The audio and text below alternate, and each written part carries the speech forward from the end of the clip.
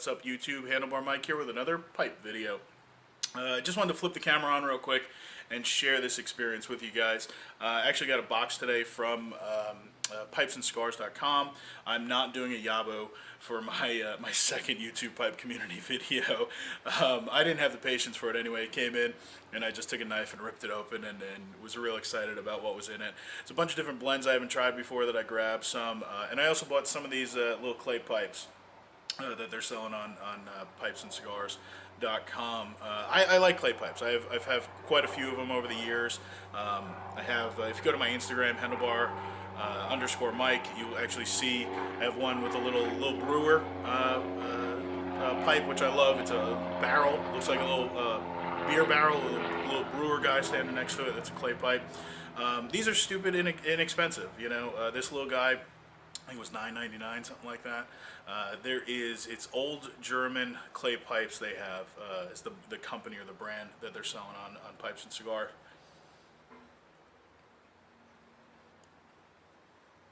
And you can get into them pretty inexpensive. They have some hand-painted ones, and even those, you know, I think they're 30, 40 bucks, something like that. So it's just an old world style pipe. And the other thing that was really, I was really excited about in that box is this dog turd right here. This is a Samuel Galleth No. 4 Brown Kendall twist, and that is actually what I'm smoking in this right now. And this is the first time I've ever had a twist, and look at how beautiful that is in the middle there, in my opinion. It's just layers of gorgeous tobaccos rolled together into this quite ugly looking little thing. I've never had twist before. I wanted to try it. It's an old world way of producing tobacco and storing tobacco and using it. So I pulled out a real sharp knife, cut off a couple little coins from that rope, and rubbed them out a little bit and packed them into this beautiful little clay, the little hand clay that I have here, and lit it up and kind of started thinking about the history of this hobby and pipe smoking in general, and how I think that it brings some more enjoyment to this hobby is thinking about the past and how we got to where we are today in this hobby, and the beautiful pipes that we have today compared to some of the more simplistic ones of the past, but how even those, you know, the clay ones, it's an artistry in itself, just like it is for some of our producers to hand carve beautiful pipes. I have a Boswell poker that I'll show you guys. It's beautifully rusticated. I absolutely love it. You know, hand done by the Boswells up in Pennsylvania, and it's a beautiful pipe. And you think about the artistry that they put into it. It's the same thing with these. You know, they have molds and whatnot, yeah, but still getting that draft hole correct, getting the bowl hole and everything lined up properly so it smokes well is beautiful. And I think, like they said, the history of this hobby and the history of tobacco and pipe smoking and everything else lends to this hobby, and it's really enjoyable with this hobby. Now, I'm not one for tobacco reviews. I don't have the palates, I guess, for nuances within tobaccos and that sort of jazz. So I'm not going to give you an actual review on this, but I'll tell you what, I like it. It's strong, it's in your face, it's bold, which I enjoy. I enjoy it quite a bit because of that. I also like, you know, dainty tobaccos as well. Some Virginias that are you know, mingling around in light and stuff like that and whatnot. So I you know, my whole spectrum. Not a big fan of aromatics for the most part. I like tobacco to taste like tobacco because I enjoy it that much. But it's just it's nice to have a stronger option like this.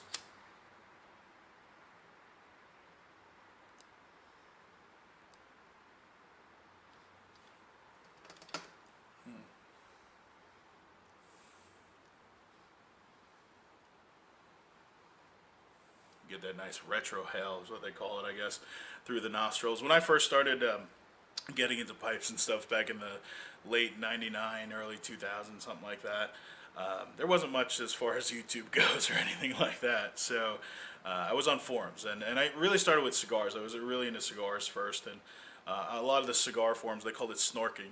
You know, to get the full flavor, you need to snork the smoke out your nose. Now it's, I guess, posh to call it retrohale. I've seen that on a couple of other people's videos.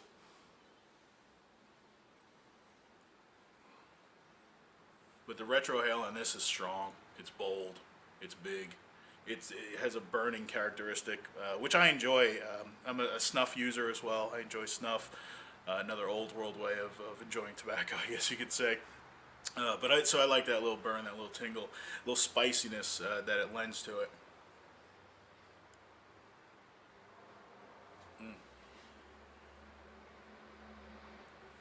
But like I said, it's big, it's bold, this twist, and it's dirt cheap. I did not go with the tin version of this. I went with the bulk. I think this is only 1 ounce.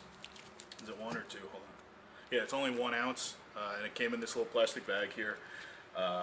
Super cheap. So the next time you guys are placing an order, if you like big, bold tobaccos that are not necessarily something where you can ponder over the nuances of it and that sort of thing, you might want to try this out, because you might like it. Now, you guys might think I'm crazy with this, but I think that's going to be killer first thing in the morning with a nice cup of black coffee or something like that. So if you do have nicotine sensitivity, this might be something you want to try on a full stomach, though, because it is supposed to be a little bit higher nicotine. I have a pretty high nicotine tolerance, so it hasn't bothered me at all. I'm only about a quarter of the way through the bowl.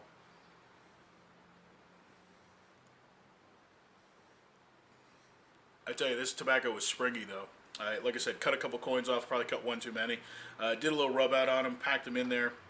It's a little bit on the drier side, so I packed it a little bit tighter in there. And when I put the flame to it, it was like those magic snakes, those little black pellets that you get that grow the snake out of them. That's what it felt like. The whole top of the bowl just like burst to life, and I had to tamp and light. It took me, I don't know, a good 3 or 4 tamps and lights to get it under control with the bowl, but it was a neat little thing. I just wanted to share this experience with you guys on the YouTube pipe community. It's the first time I've had this before, and just kind of an old world tobacco and an old world pipe experience. When I was sitting here thinking about where we came from as far as the tobacco industry and everything else, and kind of where we're at today, and some of the issues that we are seeing with the FDA, and just the horror that tobacco has become in some people's eyes and that sort of thing. And a lot of it has to do with the cigarette industries and additives and chemicals and whatnot. And I'm not going to get into that in this video, but just enjoying this a lot. The other thing that came in the mail today was not actually in the same box. It was a separate package which was really cool, and that's this puppy right here. This is my first Falcon, and I'm super excited about this. It is made in England Falcon. Beautiful little pipe, in my opinion. I've always liked the style. I was actually looking at the shillelagh one at first, which is a twisted stem on it, which is kind of neat, but that one fell through, and I got this one. I won this one instead. Dirt cheap, though. This was like 13 bucks is what I paid for this. And the bowl is in really good shape. Bowl's actually really nice. There's a little bit of caking inside that I'm going to take care of, but the bowl's nice. I'm going to polish that up. The thing I will say, though, is look at that nasty mess in there. This is going to take some time, and that's fine. For 13 bucks, I expected to put a little time into this. Also, the bit has quite a bit of teeth marks on it and whatnot. So I'm going to spend some time with some sandpaper, see if I can reform that button on the end there and polish that stem up. I think the first thing this is going to happen to this is it's going to get a nice soak in OxyClean, and we'll see where it goes from there. But I'm going to spend a couple hours, I guess, cleaning this up, which I'm perfectly fine with. And that kind of talks about, real quick, I don't want to do a long video on this, but we hear sometimes, it's expensive to get into this hobby, and it's really not. Between corn cobs, the clay pipes that are $9-10 a piece, something like this that you can get on eBay for 13 bucks plus I think it was like $4 shipping or something like that. Yeah, you spend some time, some elbow grease in it, but you can get into this hobby really, really inexpensively and start enjoying it. And I guess I'll do a video on that maybe.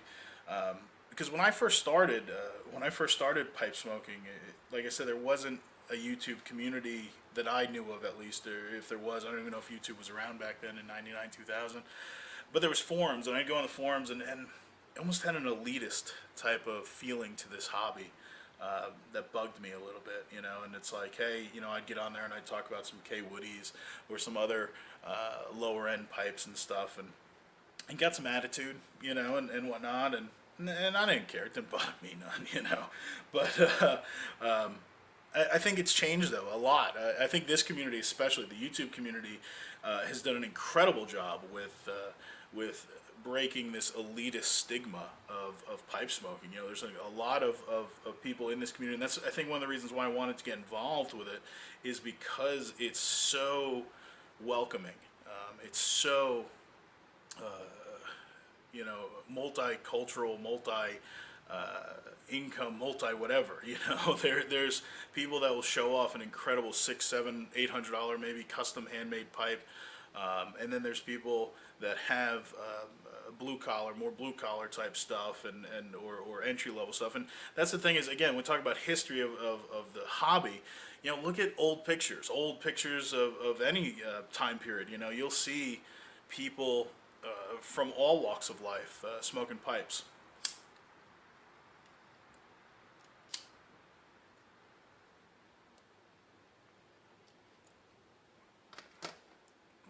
Some of my favorite photos are old factory photos. Guys standing on the line, you know, with a pipe in their mouth, that sort of thing, or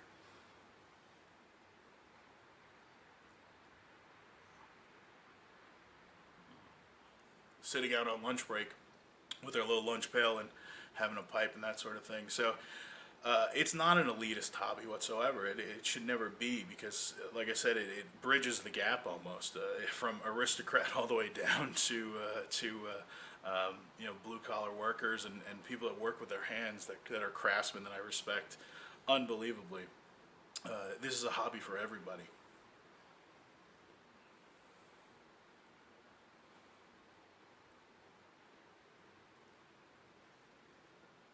So with that, I guess you guys have listened to me ramble on enough. I appreciate you definitely spending some time with me and experiencing this old world tobacco and old world pipe for the first time with me.